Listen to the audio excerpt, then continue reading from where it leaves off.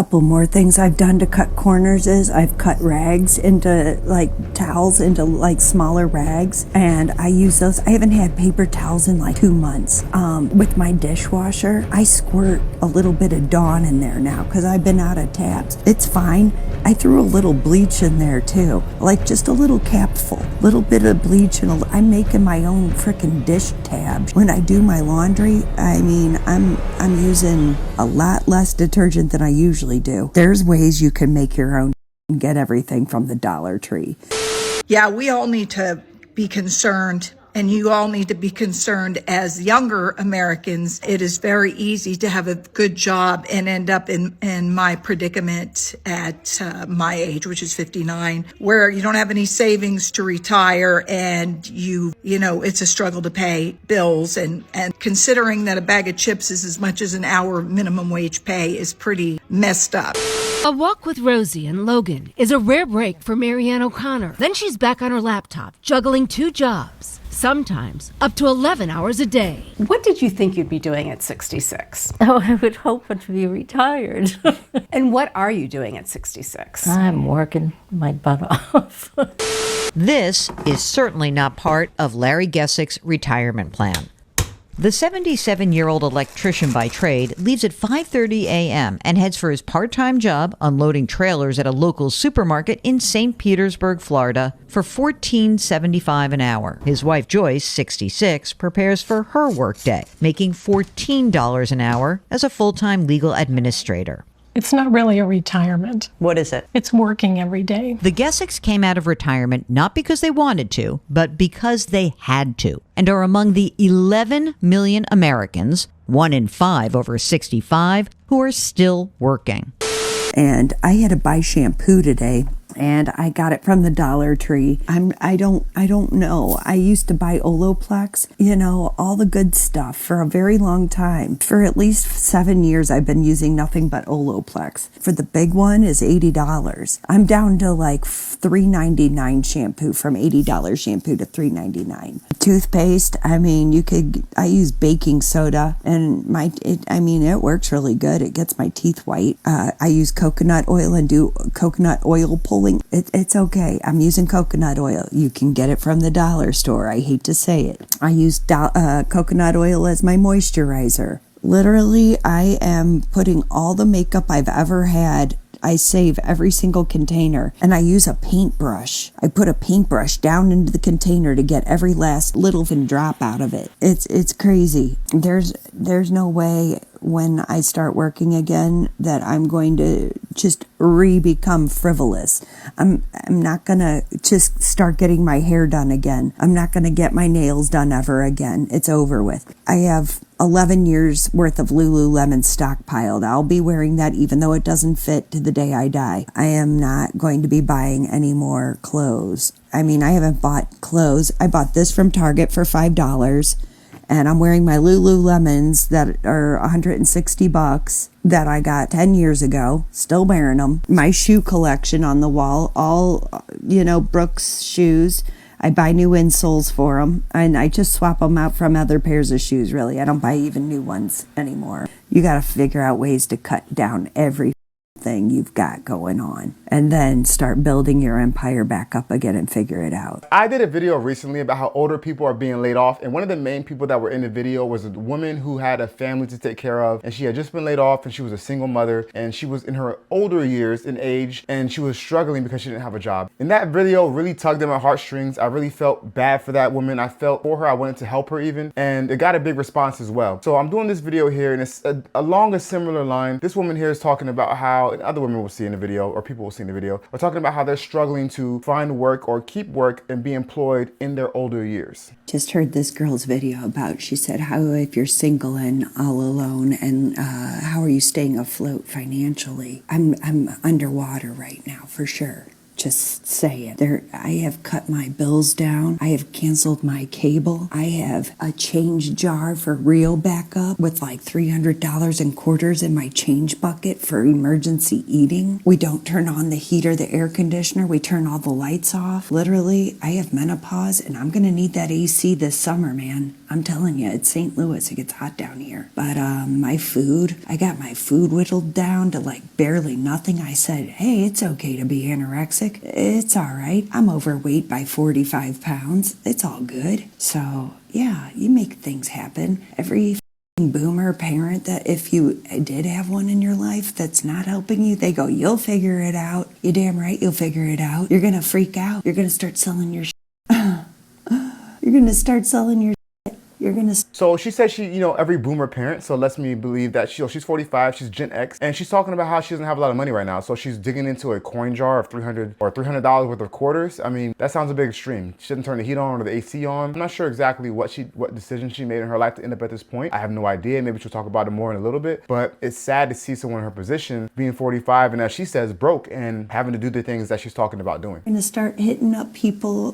for jobs, and during the interview you're going to be begging, but you already have a full-time job. I don't actually have a job, and I don't know how I'm making it happen. So this is how it's going to be, and it might not get easier. I don't want to be a pessimist, but I'm almost 46, and the corporate world, that's hard to be in there after 40. Restaurants for sure over 40. I'm 46 trying to get a waitress job. Nobody wants a piece of this. All right, maybe a casino. I don't want to do anything. You get on such a high horse as you get older. You don't want to live all.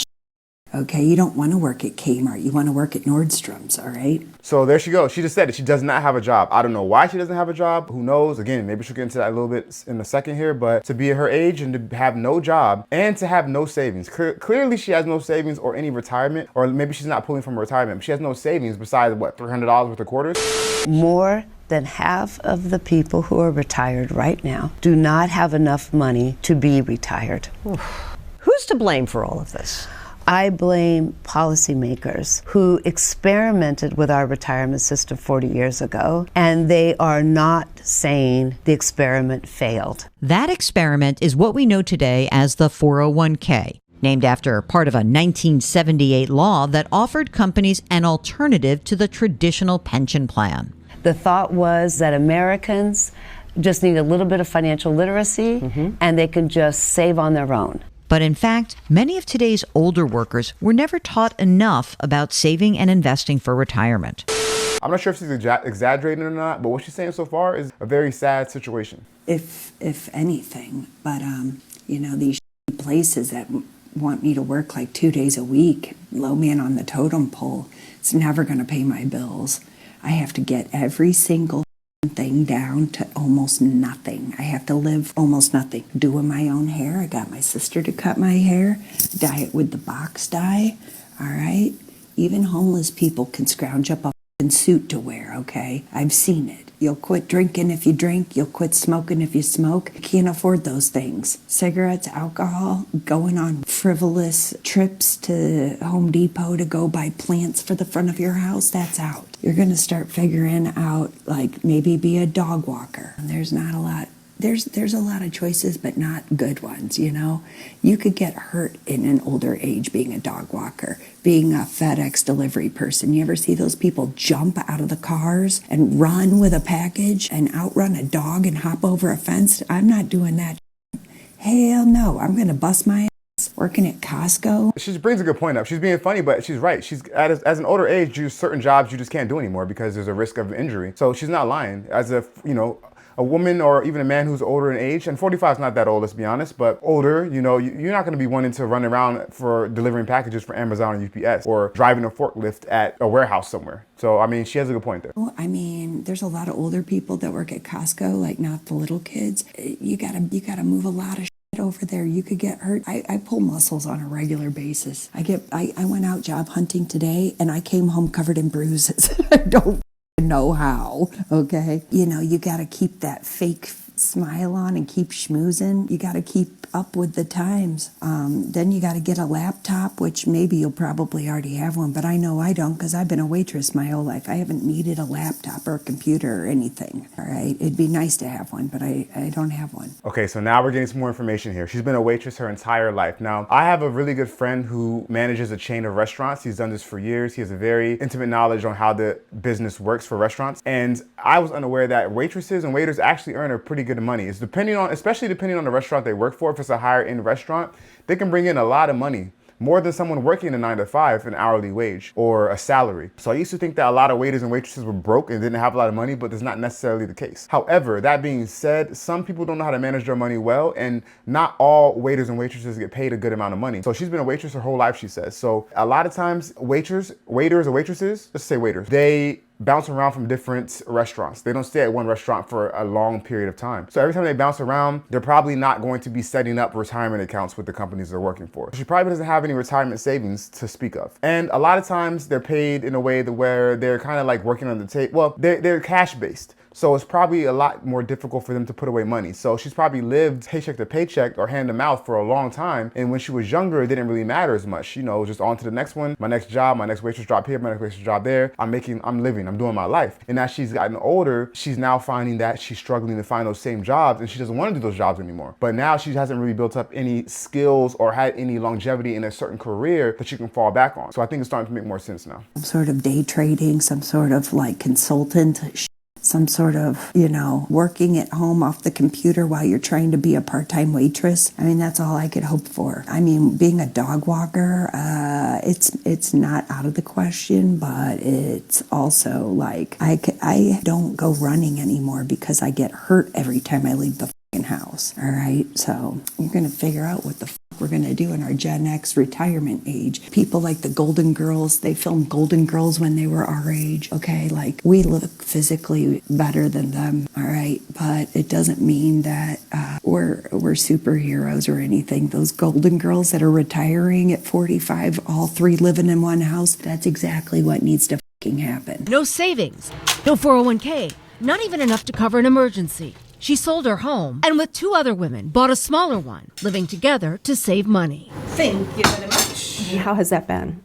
Well, it's been a matter of life and death. Roughly half of all Americans ages 55 to 66 have nothing saved for retirement. O'Connor knew she'd be in that group, adopting and raising 3 children as a single mom. All right, and you all got to get rid of your cats, all right, so we can live together. I can't deal with cats. No one else is going to want to deal with your cats. People don't want to get scratched and get a, septic arm. So again, she makes another really good point that I've heard about. Apparently, older people are now starting to cohabitate together to share costs and expenses. It's actually a thing now that people are doing that are, typically in their 50s and 60s and beyond. So she's not quite there yet. But what she's talking about right now is what she's saying that will likely happen to her is that she'll probably have to move in with other people like her, maybe single, unmarried, I guess she's unmarried women, and maybe they have no kids or something like that. And they have to come together. And this can happen for men too. They have to come together to share resources. Actually, right here, it says it on Google. Yes, it's becoming increasingly common for older people to live together to share housing costs and other resources. This trend, often referred to as home sharing or shared housing, provides financial benefits and combats feelings of loneliness or isolation. And then they name some reasons why people are doing it: cost reduction, companionship, resource sharing, so increased safety. So there you have it. So what she's saying again is she's not being funny. I mean, she's talking in a kind of a comedic way. She could be a comedian, honestly. She's funny. She has the timing for it, but she's saying things that are very true and very accurate, and unfortunately are what a lot of older people are facing or are going to be facing coming down the line. Get rid of the cats, okay? I mean, my dog died after 18 years. She was a Shih Tzu. I would love to have one, but it's like, if it means me living with a group of women in a very cute house where we're all like cute and organized and wear muumuus and we all can save money by living together, I'm not going to have a dog just so I can survive, okay? Once I get my feet planted, then maybe I could think about getting a dog. We'd have to get a communal one though, that's one of the biggest problems I've had with living with other people is they're always like, can I bring my cats? I'm like, well, how many do you have? 3? No, like get rid of the cats and then we can make a deal. There you have it. It sounds to me as though she just didn't really plan well throughout her life. Seems like she was a spender before. You know, $160 pair of Lululemons. I don't know if that's what the going rate is. And $86 makeup. So it sounds as though she was a spender before. She's been a spender throughout her life. And now she's getting older and she lost her job. She's gotten kind of, for lack of a better term, smacked in the face by life in a sense. So now she's turned into an extreme frugal person, using a paintbrush to get the last bit of makeup at the bottom of the jar. And, you know, thinking about moving in with other women to cut costs and to share costs and resources. So it just goes to show you what can possibly happen if you don't put your future self in mind. Because some people live for the now. Some people aren't really future oriented. I have a live for now philosophy, I guess. How's that serving you now? Oh, it's horrible. And so they're in the moment and they're living their life and they're doing what they need to do to get by and to survive, not thinking about the day that's coming to where, God willing, they live to an older age. And again, 45 is not even that old. God willing, she has another 40 years or maybe more to live. Think about that. And things are not going to get much easier for her in terms of being able to do certain jobs that she was talking about. So you got to put your future self in mind whenever you're planning for things, or plan for your future self somehow. So it's just sad to see she's in this situation. She seems to have a good spirit about it, a good sense of humor about it, but you can tell that she's actually going through some hardship right now and she needs some help, but she needs some assistance. She needs another job too. I'm not sure if she's looking right now or what. She said she's doing like dog walking and all these things, but that stuff is not something you're going to do really stay in your life for the long term, most likely. It's unfortunate. She's not the only person in this situation. There are millions of people like this out there, men and women. Don't get it twisted, men and women. You know, with the economy it being how it is now, it's probably why she can't get another job right now as a waitress, because it's difficult now, because a lot of restaurants are struggling, because a lot of people aren't going out to eat because there's not as much money that they're making. So it's just kind of a snowball effect. With that being said, I wish her the best. I don't want to ever see anyone in this position. It's very sad to see this, but I hope that she works it out and finds a solution to her problem. And with that being said, guys, I really appreciate you for sticking around and watching the video. If you found any value in it, please feel free to give it a like and to subscribe if you feel so too inclined, because it helps with the algorithm and I greatly appreciate it. And until next time, what she did not do, please make smart financial decisions.